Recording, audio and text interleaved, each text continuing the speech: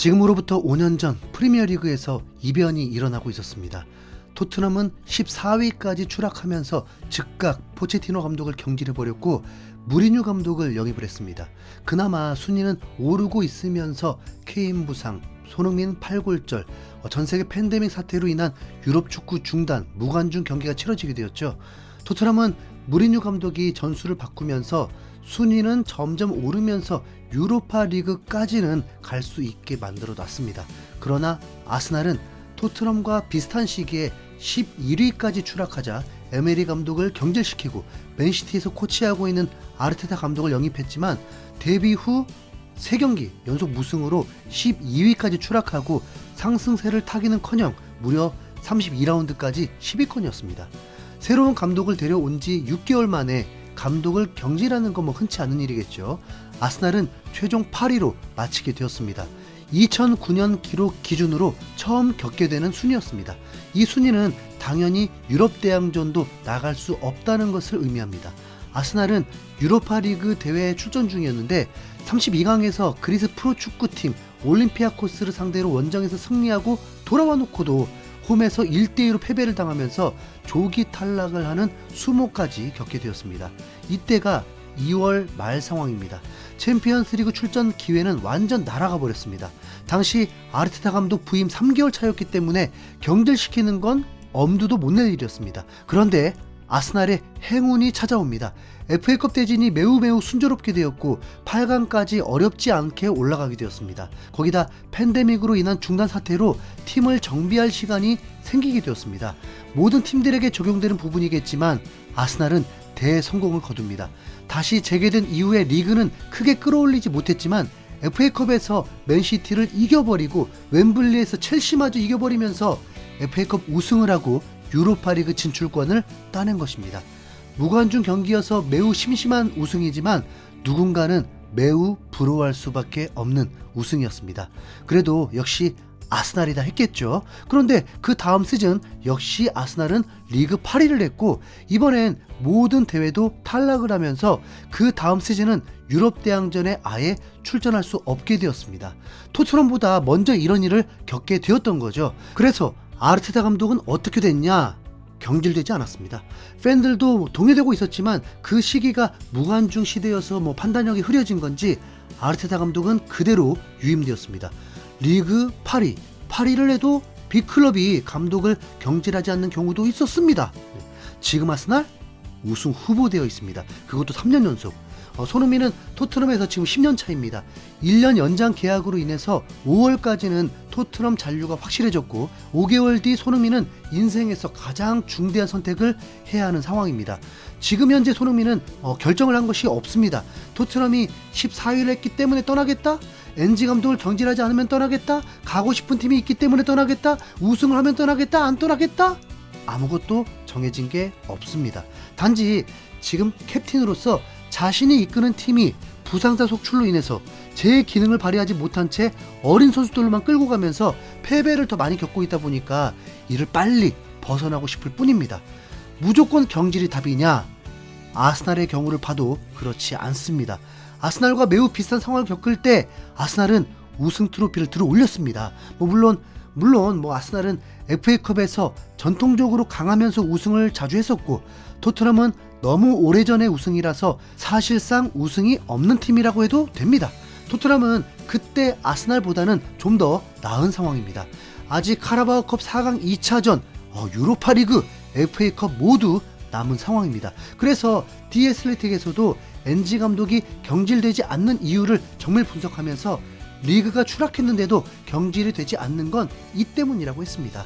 그리고 경질시켜도 대책도 없습니다. 콘테 감독이 중도 부임하고 나서 성공시킨 게 정말 딱 콘테 감독 때문이었을까요? 겨울 이적 시장에서 선수 영입을 했고 곧장 투입시키면서 판이 바뀌었습니다. 어차피 일주일에 한 경기인데다가 클루셉스키와 벤탄쿠르는 유벤투스에서 주전도 아니라서 체력을 어디에 써야 할지도 모를 만큼 튼튼한 상황이었습니다. 그 공이 정말 컸죠. 그리고 생각해보니까요, 벤탄쿠르의 존재감은 상당히 컸습니다. 벤탄쿠르가 공격형 미드필더는 아니지만 미드필더가 건재했을 때 토트넘은 매우 성적이 좋았습니다. 그리고 토트넘의 성적이 추락하던 시기도 벤탄쿠르의 십자인대 파열 때부터였습니다. 벤탄쿠르는 지금 2년 동안 총 뛴 경기가 10경기도 안 될 겁니다. 정말 불운이 너무 많았어요.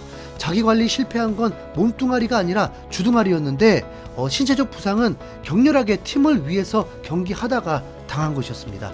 어쩌면 벤탄쿠르가 건재했다면 토트넘의 운명은 달랐을 수도 있었을 것입니다.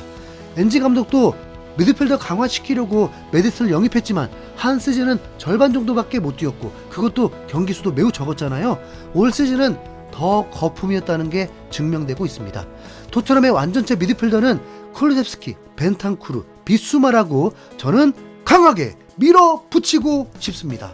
지금 토트넘의 추락 요인이 쿨루셉스키가 지치고 벤탄쿠르까지 없으면서 팀이 힘을 못 내고 있는 것입니다.